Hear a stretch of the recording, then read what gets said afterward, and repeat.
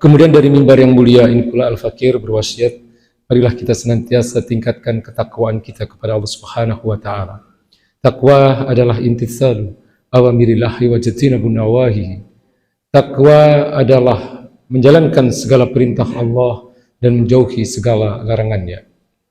Dengan kata lain bahwa takwa adalah ketundukan yang total kepada Allah Subhanahu wa taala. Sebagaimana perintah Allah Subhanahu wa taala di dalam surat Al-Baqarah ayat 208, ya ayyuhalladzina amanu udkhulu fis-silmi kafah wa la tattabi'u khutuwati syaitan innahu lakum aduwwum mubin. Wahai orang-orang beriman, masuklah kalian ke dalam Islam itu secara kafah, secara keseluruhan. Wa la tattabi'u khutuwati syaitan. Janganlah engkau ikuti langkah-langkah syaitan. Innahu lakum aduwwum mubin. Sesungguhnya syaitan itu adalah musuh kalian yang nyata. Jadi ketika di dalam hati kita ada kecenderungan untuk memilih-milih sebagian dari ajaran Islam ini, kemudian memilih sebagian yang lain untuk kita tolak, misalnya, maka sebenarnya seseorang itu telah mengikuti langkah-langkah syaitan. Islam adalah satu syariat atau risalah yang dibawa oleh baginda Nabi Muhammad SAW untuk kemuliaan manusia. Tidak boleh kita menolak sebagian ajaran Islam, kemudian menerima sebagian yang lain. Itu adalah bagian dari karakter orang-orang Yahudi dan Nasrani yang ketika turun ayat-ayat Allah Subhanahu wa taala kepada nabi-nabi mereka, mereka memilih mana yang enak mereka ambil, kemudian mana yang mereka anggap tidak menyenangkan bagi mereka, mereka tolak. Ini karakter orang-orang Yahudi dan Nasrani. Umat Islam tidak boleh demikian. Karena Islam ini atau syariat Islam atau risalah yang dibawa oleh baginda Nabi besar Muhammad SAW adalah risalah yang penuh dengan kemuliaan, karena risalah ini datang dari zat yang maha mulia. Maka di dalam istilah ajaran agama yang mulia ini, dalam istilah fikih ada yang disebut dengan maqasidus syariat. Tujuan diturunkannya syariat Islam ini. Ada beberapa hal yang bisa kita catat.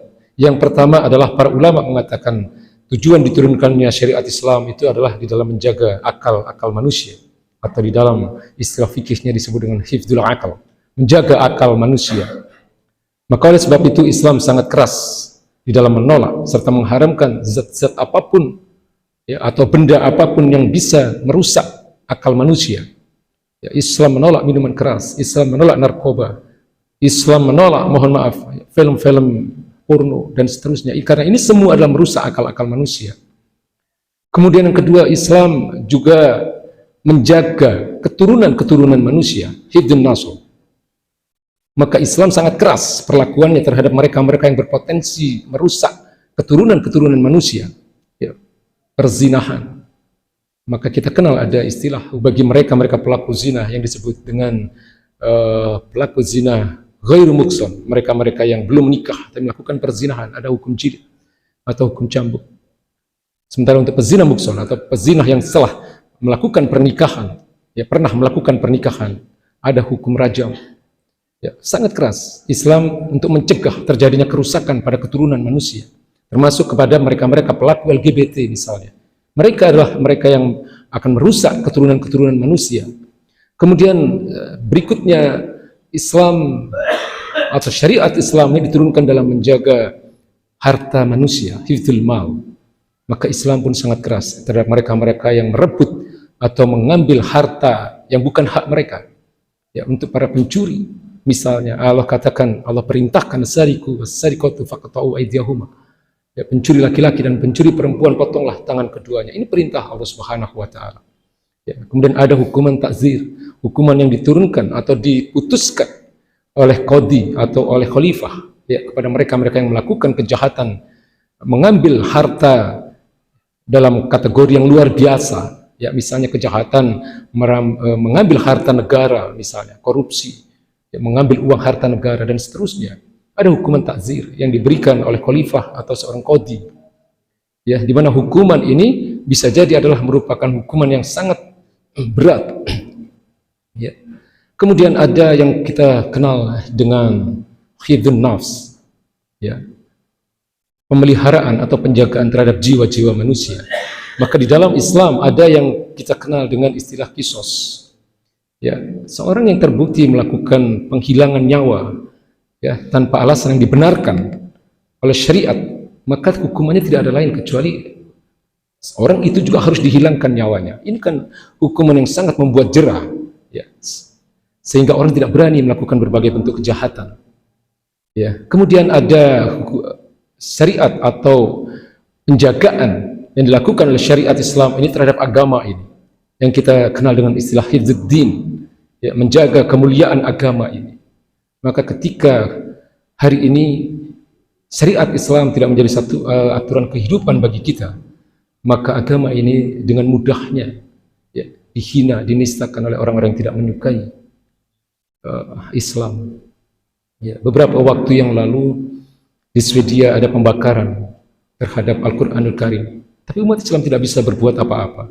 Sementara beberapa waktu sebelumnya, sekitar 1-2 tahun yang lalu, di Perancis juga ada penghinaan terhadap junjungan kita, baginda Nabi Muhammad SAW. Ya, dalam satu majalah digambarkan baginda Nabi adalah seorang Arab yang kemudian di atas kepalanya dipasang bom.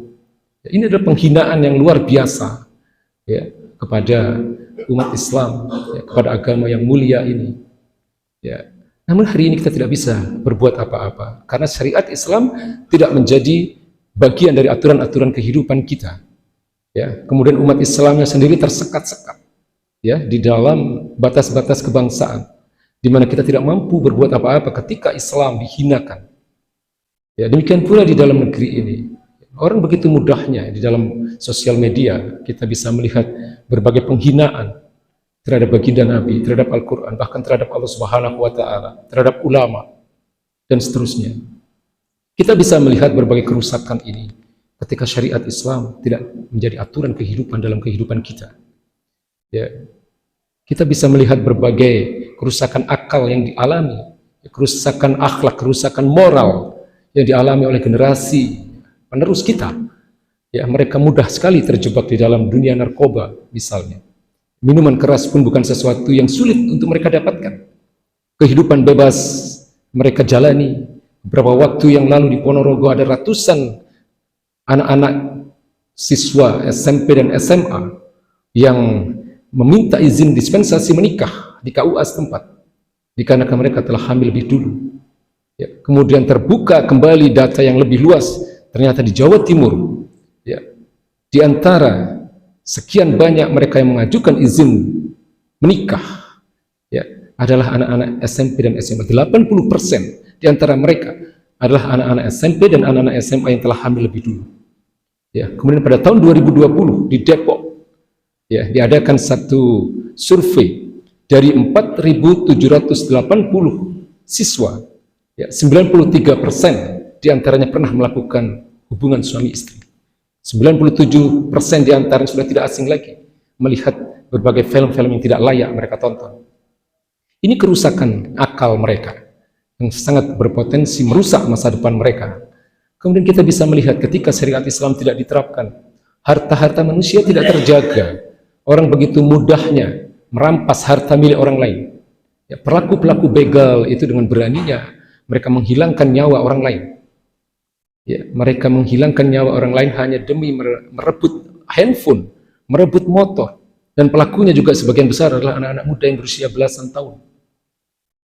Kemudian kita bisa melihat bagaimana jiwa-jiwa manusia tidak terjaga, betapa mudahnya manusia menghilangkan nyawa orang lain hanya karena mereka ingin merebut harta atau hanya karena ingin mengambil warisan, ya, hanya ingin merebut motor dari korbannya. Ya, bahkan seorang perwira tinggi polisi pun bisa melakukan perencanaan pembunuhan terhadap anak buahnya sendiri, misalnya.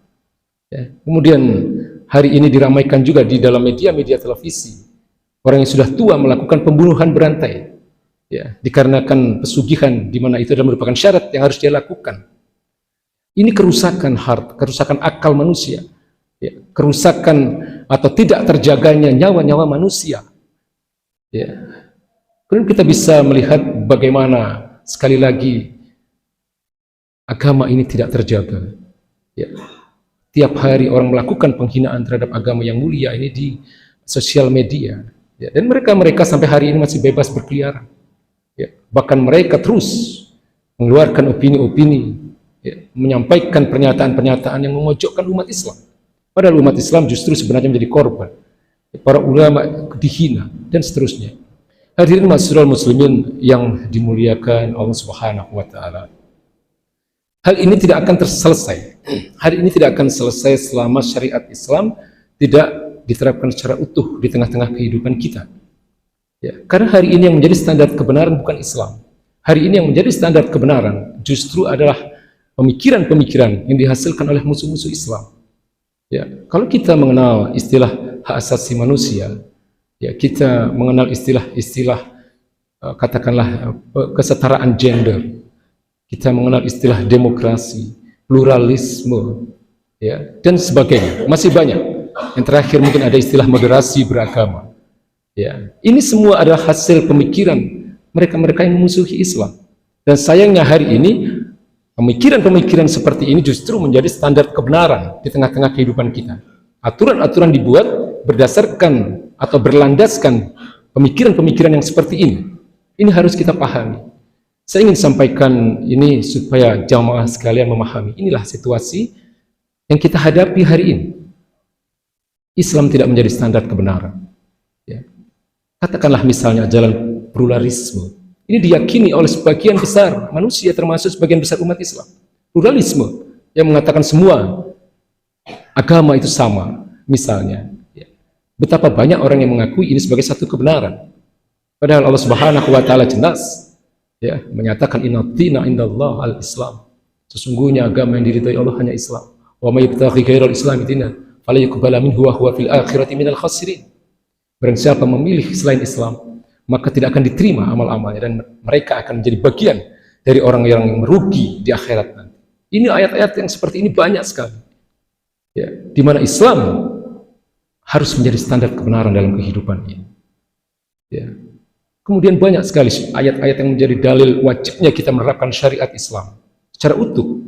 Ya, selain surat Al-Baqarah ayat 208 yang telah kami bacakan di muqaddimah tadi. Masih banyak. Wa anikum bainahum bima anzalallahu wa la tattabi ahwa'ahum wahdharhum an yaftinuka an ba'di ma anzalallahu ilaika. Hendaklah kalian mengatur kehidupan kalian dengan apa yang telah diturunkan oleh Allah Subhanahu wa taala. Maksudnya, hendaklah kalian itu menggunakan hukum-hukum Quran dalam kehidupan kalian. Wahdharhum wa la tattabi ahwa'ahum, jangan engkau ikuti hawa nafsu mereka. Wahdharhum an yaftinuka an ba'di ma anzalallahu ilaika. Karena mereka memang tidak akan pernah berhenti untuk menjerumuskan kalian, untuk menggelincirkan kalian agar kalian tidak mengimani sebagian dari isi kitab ini. Masih banyak ayat-ayat, ratusan, kalau kita mencari dalil bahwa menerapkan syariat Islam secara utuh adalah satu kewajiban bagi kita. Bahkan para ulama menyebut ini adalah tajul furud, mahkota kewajiban. Imam Al-Ghazali menyatakan ini adalah afdalul wajibat, seutama-utamanya kewajiban. Ulama yang lain mengatakan ini adalah a'dzamul wajibat, kewajiban yang paling agung. Tidak ada ketundukan yang total kepada Allah Subhanahu wa taala kecuali kita menerapkan syariat Islam secara utuh. Ini harus saya sampaikan di depan para jamaah sekalian.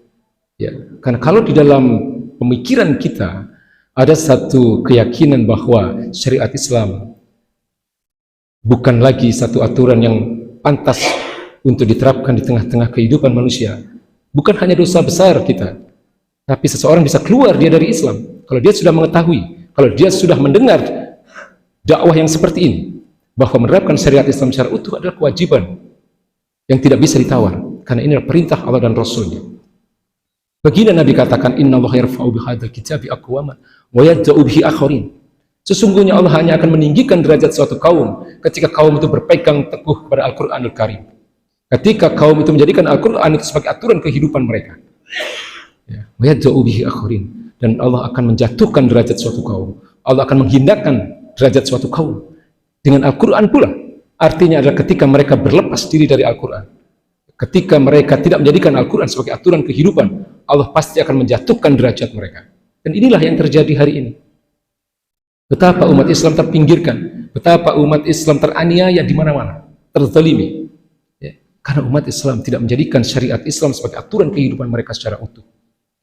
Umat Islam terjebak dalam pandangan sekulerisme, ya, di mana kita hanya menjalankan ajaran-ajaran Islam ini dalam hal-hal yang bersifat ibadah, dalam hal-hal yang bersifat ritual. Tapi dalam berbagai persoalan muamalah, ajaran Islam ini ditinggalkan oleh umat Islam. Persoalan hukum, persoalan ekonomi, persoalan politik, persoalan bernegara. Ya. Hari ini Islam ditinggalkan dalam persoalan-persoalan yang seperti itu. Persoalan-persoalan yang bersifat muamalah. Hadirin ma'asyiral muslimin yang dimuliakan Allah Subhanahu wa taala. Terakhir ingin saya sampaikan apa yang menjadi wasiat dari baginda Nabi besar Muhammad sallallahu alaihi wasallam. Taraktu fikum amrayni lan tajilu abadan in tamassaktum bihima kitaballah wa sunnata rasulih. Aku tinggalkan bagi kalian dua perkara, di mana jika kalian berpegang teguh kepada dua perkara ini, maka kalian tidak akan tersesat selama-lamanya. Abadan. Pun baginda Nabi mengatakan dua perkara itu adalah kitab Allah, Al-Quranul Karim, wa sunnata rasulih, dan sunnah-sunnah Rasulnya. Barakallahu wa lakum fil Qur'anil azim.